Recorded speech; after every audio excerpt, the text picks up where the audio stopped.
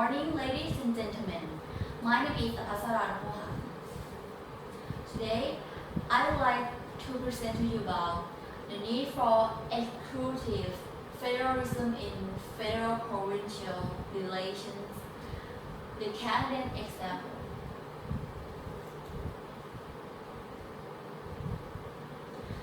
Democracy is often believed to be inconceivable without effective citizens, participants, and involvement, as Abraham Lincoln defined it. Democracy is a government of the people, by the people, and for the people. Many scholars are of the view that exclusive federalism is an enemy to democracy. The legislature is deficient on a case study analysis of the impact of exclusive federalism does not work against democracy. And that is the safest way of governing a federal republic. It does so by looking at the success shock in Canadian federalism and provides new challenge that require the resuscitation of exclusive.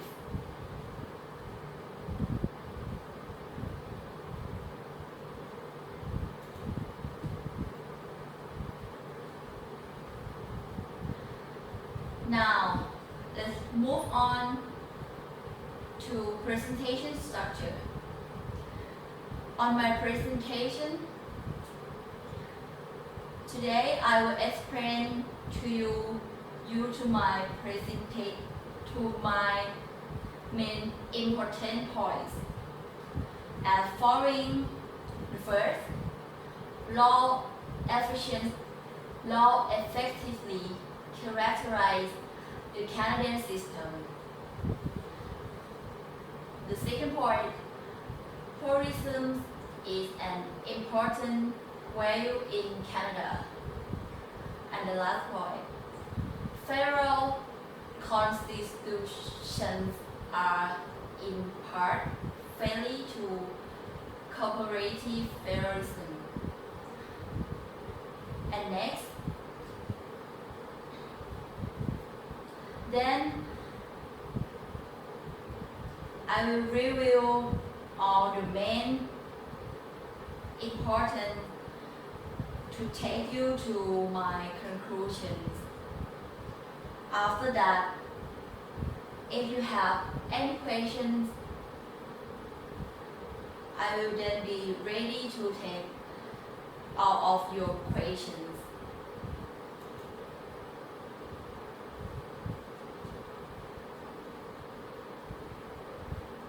Let's begin with our first point. Law effectively characterize the Canadian system.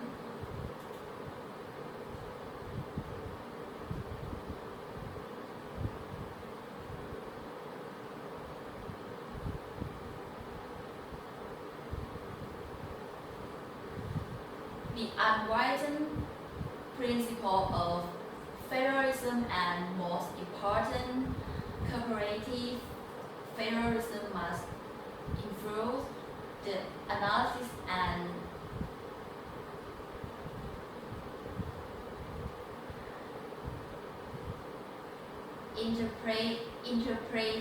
interpretation of the division of powers, thereby allowing both level of government to legislate efficiently in areas of share or where the matter overlaps. only by applying the pith and substance doctrines in a way that recognize the increasingly complex nature of coordinated federal and provincial legislative. Can modern federalism meet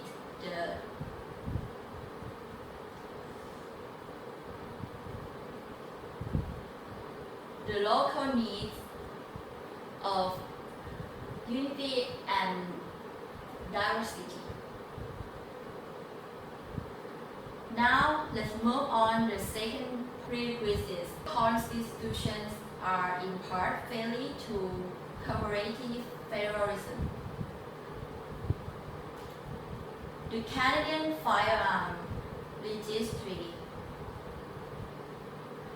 Originally, the program required the registration of non-restricted firearm, but this requirement was dropped on April 6, 2012 by the coming into force of Bill C-219. Bill C-219 also mandate the destruction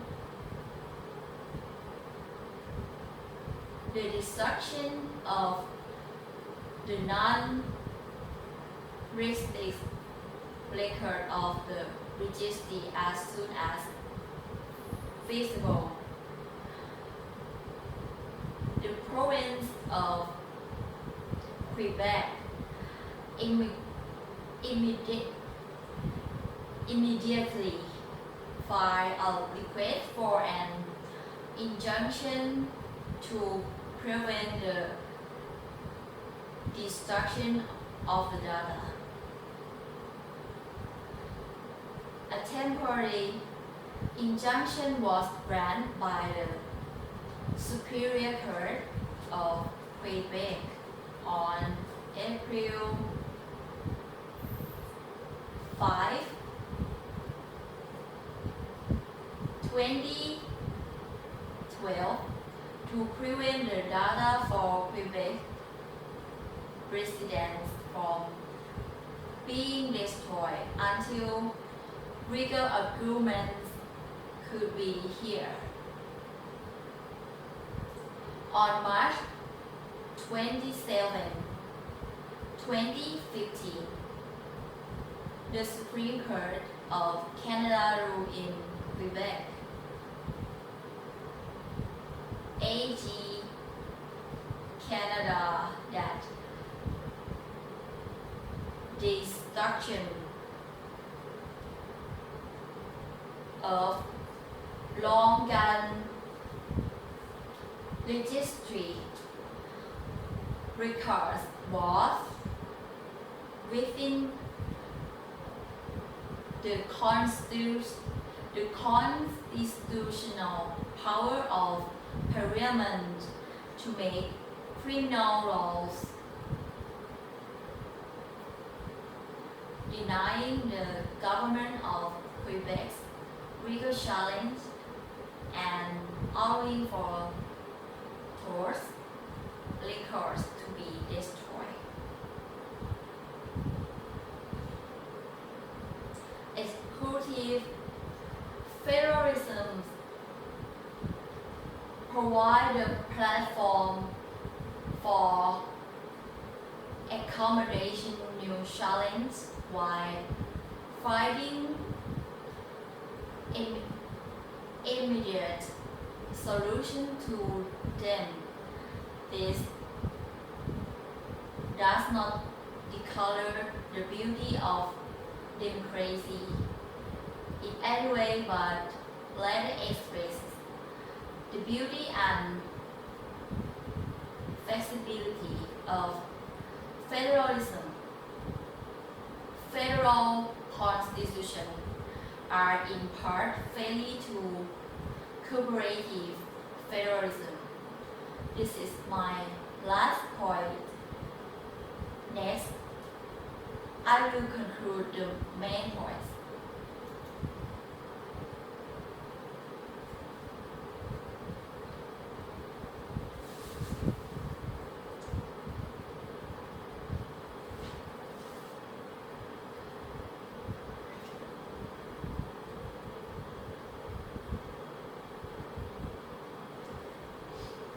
In the conclusion, I will summarize the main points on this topic research. The need for exclusive federalism in federal-provincial relations. The Canadian example.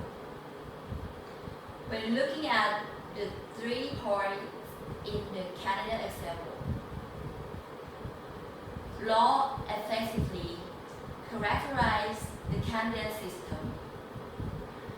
Pluralism is an important value in Canada, and federal constitutions are in part friendly to cooperative federalism.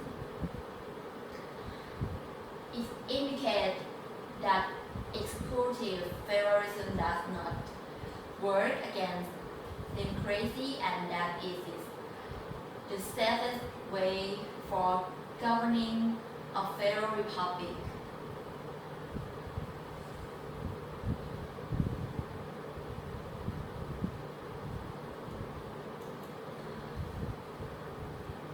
This will bring to the end of my presentation. Thank you for your listening. Now I'm ready to welcome any questions. Does anyone have any questions?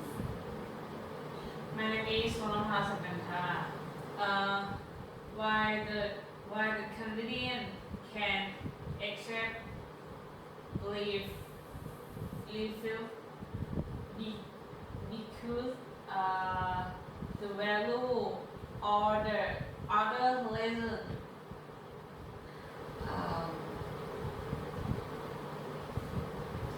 Pluralism is an important value in Canada, and respect for diversity and human rights.